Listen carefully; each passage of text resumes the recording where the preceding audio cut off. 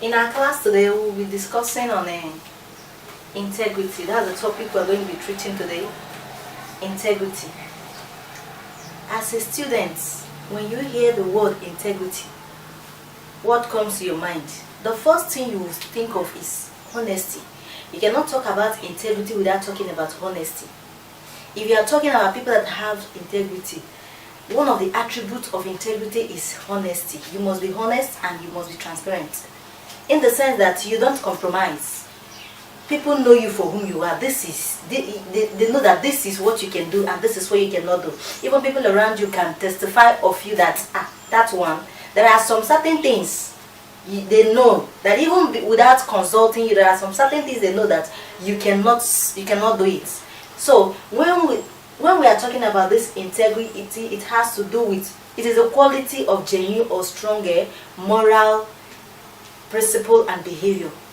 I say again that integrity is the quality of genuine or strong moral behavior. Now, it can be viewed in terms of uprightness. If we say that if somebody is upright, as in you are just straightforward, you are not somebody that people will doubt and all that. You are upright in whatever you are doing, wherever you are, you behave yourself. You don't do things because you want to impress anybody. You don't do things because other people are there. You just do it because you know that this is the right thing for you to do. So it can be viewed in terms of uprightness. We talk about truthfulness. You are always truthful. You don't care to know the outcome, what it will result to, whether it will lead you to problem or whatsoever. You like to be truthful. And another one is honesty. You are honest. Remember, we are talking about integrity. I said the first time that you cannot talk about integrity without talking about honesty. Honesty, you are truthful in everything you do. You don't compromise. You don't do things to please anybody. You are truthful. You are truthful. Then another one is transparency. You are transparent. You don't do hidden things. Whatever you are doing, you do it because you know it is right. You don't hide it to do. You are transparent. Then another quality there is accountability. This mostly applies to people that's under official public offices and leaders of different groups like churches and all that. You are accountable. You can be entrusted with something. People can trust you. People can say, this for this person, I can trust him for this and that. When it comes to, let's say, financial issue, people can trust you that you can account for whatsoever you are being given to. You cannot deal with people's belonging the way it ought not to be dealt with. So that is about transparency and honesty. Then we say that integrity can be seen in the character of a person who refuses to soil his or her hand. Integrity can be seen in the character of a person who refuses to soil his or her hand in unlawful acts. That is another thing we should point out, that anybody that has this integrity, you don't care, you don't put your hands into things that will make people say, why? You don't do things that people will begin to, talk to you the way they're not supposed to talk to you. We say that a person that has integrity can be seen, that is that person who refuses to soil his or her hands in unlawful acts. Those things that is not good. For example, embezzlement of fund. This is one of the unlawful acts. If you are working under government parastatals, you are given your money is being entrusted to you. You don't embezzle people's money. And another one is bribing. You don't soil your hand with all those things. As in, maybe you are in a position whereby you see money, as in you touch money. But because you are a man or you are a woman of integrity, you don't just say, because the money is in my possession, I can spend it or do whatever I want with it because it's my possession. Because of that integrity, because you are a man or the woman of integrity, you don't just do things like that. The other one, the term has also been viewed as the quality of being conscious. You are conscious and you are concerned. You are conscious and you are concerned about what is right. If you are a man, you are a woman of integrity, you are always conscious of what is right. You don't just do something because you want to please yourself. You do it because this is the right thing. And not just doing the right thing, you stick to it. Not just being conscious or not just being concerned of the right thing, but you stick to it no matter where, in any way you find yourself, whatsoever you, that is, even when people that you feel, because there are some people, we call it pretense, or there's something we call it hypocrisy and all that. You don't exhibit those characters. You don't do things because maybe some set of people are with you, or some set of people are there so that they will feel that you are good. You just do it. You don't care to know the kind of people that are there. You do things because it is right, and you stick to it. You don't just do it today. Sticking to it means that you don't just do it today and tomorrow you are doing another thing entirely. You stick to it anytime, anywhere, and any day. So that is about sticking to what is what? Right. Then he said that a person of, we all can also say that a person of integrity places a achievement of goal as a priority. If you're a man, if you're a woman, if you're a student of that has this quality we are talking about, that is integrity, you place achievements as a priority. What do I mean?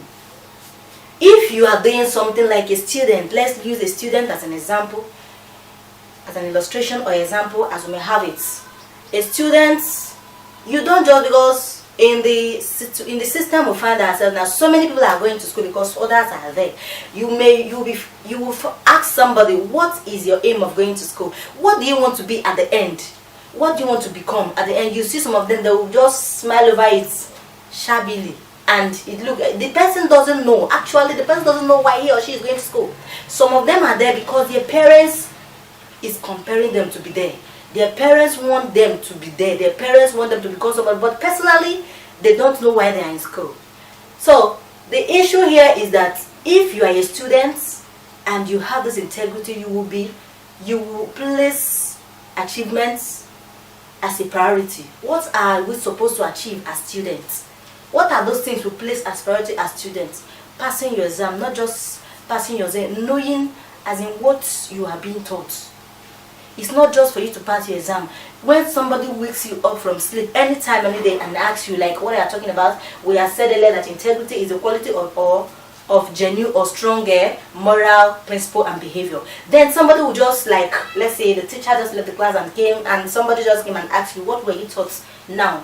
Then you can even offhand, without you having your book and all that, you can boldly tell what the teacher has taught. That is to say that you have a goal. You know why you are in school. But there are some that will be in that same class. Even if it's just a minute that the teacher left the class, you ask them what was the topic that was being treated now. They will not be able to deliver because their ears are not in what the teacher was trying to impact on them. So as a student that has integrity, you place achievement or goal as a priority. I want to be so person in the next 3 years. I want to be in so place in the next 4 years. I want to make my parents proud. I want to be the best in my class. I'm not just saying it, you are working towards it. Lincoln rightly say that the worth of a man or a woman is known when he or she is given one woman. When a woman is in your possession, another one is money, and the third one is power. This is where you know somebody that has this quality we are talking about, integrity. You know, some people, once they are at the helm of affairs, once they are controlling, you see them, they feel that they are the god for that moment. They feel that they can deal with people the way they want it. Then there are some also that if they have this money, they can trample upon anybody. That is why Abraham Lincoln put it that if you are given a woman, you are given money and the power, and you are able to maintain your integrity, that is how they will now classify you as somebody that you really have that integrity. That is how to know your worth as a man, as a woman, when these things has come to you. Because if you have those things and you still maintain your stand, you still maintain that integrity, that is to say that you are really a man or a woman of integrity. Now, having talked about this integrity, we have talked about the definition, and we have given instances or illustration talking about this integrity. Now we're going to be talking about attributes or characteristic of integrity. Still on integrity under civic education. Now we've talked about the definitions and all that. Now we're going to be talking about the attributes or characteristic of integrity. The attributes or characteristics of integrity. Now, one of the characteristics of integrity is a probity. Probity, it talks about honesty. When I talk about it, is a quality of being genuine. As in, it talks about genuine and being faultless or being completely honest. We say that it is a quality of a genuine, of being genuine, faultless or being completely honest. That is a probity. You are honest, you are genuine. Then another one there is a honesty. As you rightly said, that we cannot talk about integrity without talking about honesty. Honesty simply talks about always being truthful. You are a honest person. You are always truthful. You don't compromise. You don't things. You say it the way it is. People know you for that. Honesty, that is always being truthful. Then talking about contentment. When we talk about contentment, it is the feeling of happiness or satisfaction over one's resources and situation. It has to do with a feeling of happiness and satisfaction over one's resources or situation. You are always satisfied with what you have. You don't covet. You don't feel like, I wish I'm the other person next to me. I wish I am my neighbor. You don't just have this feeling of, I am not okay, I am not satisfied with what I have. You are always contented, no matter how little it is, no matter how you see it. You just accept it the way it is. You are contented with what you have. Then another one we talked about there is truthfulness. That one is self-explanatory. You are truthful, you are truthful. You always say the truth at all time. Whether somebody is trying to, and your yes is always your yes and your no is always your no. You don't just pretend. You are not a person of pretense. You don't have this quality of pretense in you. You believe that you are meant to be saying the truth, and you say the truth at all times. Then another one is fair play. Fair play. What do I mean? Treating people the way that it is the act of treating someone the way the person ought to be treated. That is giving people a fair treatment, just and honest in treatment given to other people. It is just giving people honest treatment. Let's take for instance a case or something is brought to you. You assess people the way they ought to be assessed, not just because you want to get favor from the other person. Like maybe a case is brought before you, you say exactly what you're supposed to treat the other person the way he ought to be treated. Let it be that the person that is at fault is found guilty. That is, you just make it known to the person that you are at fault. Don't just, let's say because he's my friend or he's close to me, and you decide to treat the other person the way he or she is not supposed to be treated, while treating the other person that's supposed to be treated wrongly, right? So it has to do with fair treatment. Then another one is a non-compromise of a principle. Not compromising of principle. Let's say this is the way you do your things, and because somebody came and you know the person, you decided to kind of reduce your standard of what you do or standard of the way you do things. A kind of stick. That is, we say that non-compromise of principle. It has to do with sticking to rules without amendment or adjustment. You stick to rules. Sticking to rules without amendment or adjustment for selfish interest or wrong motive. If you stick to your principle, it will help you not to deviate from laid down rules and regulations. If you say that this is how I do my things, and people know you for that, you don't deviate, because you will know that if you deviate, it will affect the rules and regulation that you are operating on.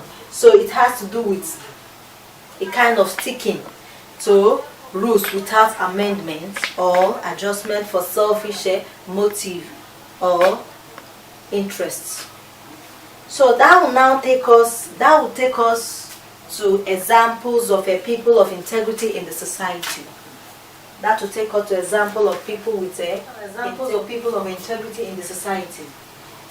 I said that it is pertinent to know that people of integrity have an unquestionable character. People of integrity, they have unquestionable character in the sense that people trust them. People trust them, they believe in them. They don't, if they want to do something with them, they are not afraid, because they know that they are to be trusted, they are trustworthy. So that is why I said that it is pertinent to know that people of integrity have unquestionable character.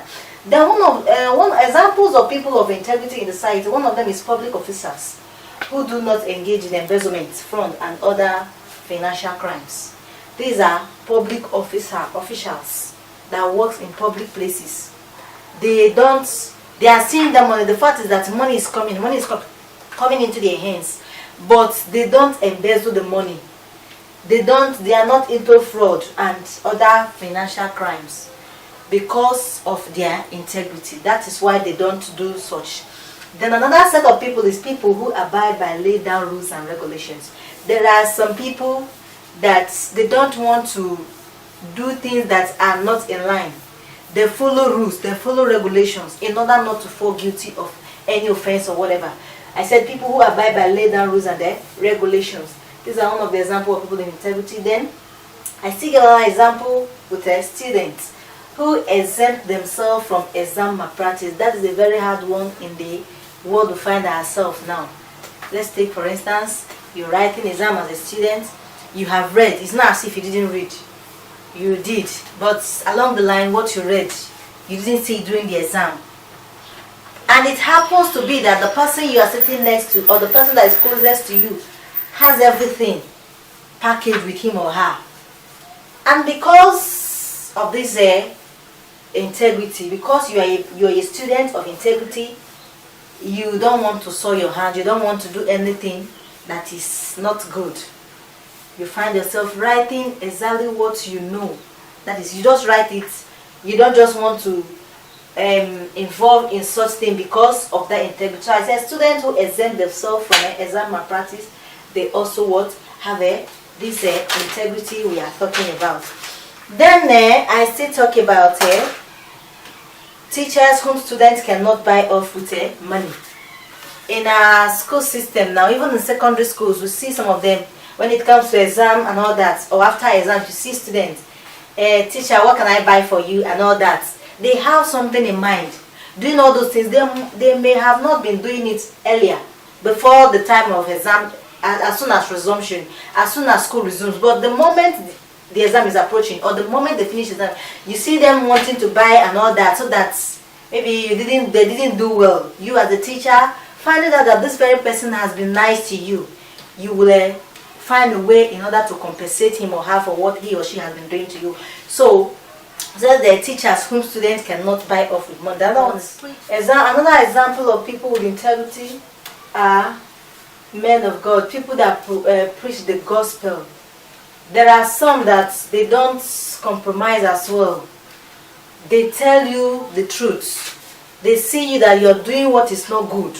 Whether you are rich or poor, they don't care to know. All they want to do is to do the will of God who has sent them to you. They tell you the truth whether you accept it or not. So this is another example of people with integrity. The other one is the children who maintain family value. There are children that maintain family value. Let's think, for instance, there is no food in the house. The nearby neighbor, they have surplus. These children, because of the fact that they have family value and they have been taught to maintain this family value, even when they are hungry, even when they are salivating for the food, you will find that even when they call them to come and join, these children, they will not like to partake because they maintain their family value. So this is another example of people that has integrity. The last but not the least, a man or woman of his or her words. A man or woman of his or her words. You say yes, and that is yes. There is no amount of pleading, there is no amount of begging that will change it. That is another set of people that has this integrity we are talking about. That's what we'll be ending for today's class.